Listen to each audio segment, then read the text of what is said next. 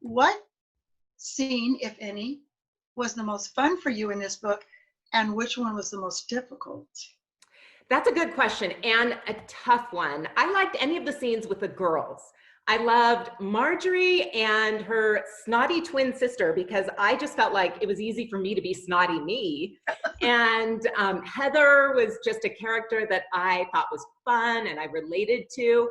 So those were really fun scenes to do. What I really had a hard time with were the scenes that had bird sounds, singing, yodeling, Yeah. but that's part of the challenge. And also, Stuttering. yeah, Stuttering.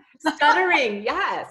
And that was part of the challenge. I also had a really hard time with Dr. Mendez, who I loved his character. I wish that I had a Dr. Mendez in my life.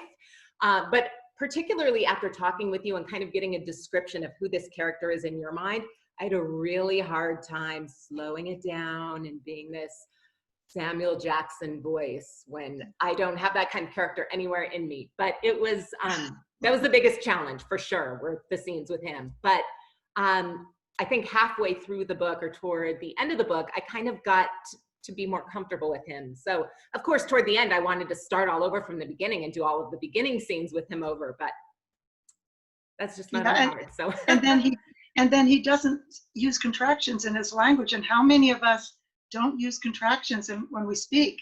So it's hard because he's just a slow and calm. But yeah, I would assume that he would be a little difficult. he was, and I'd love to do it over because I feel like I would start over differently with him. As I was doing some research on audiobook narration and how to get into a character, I feel like I learned more halfway through narrating this that would have been really helpful in the beginning.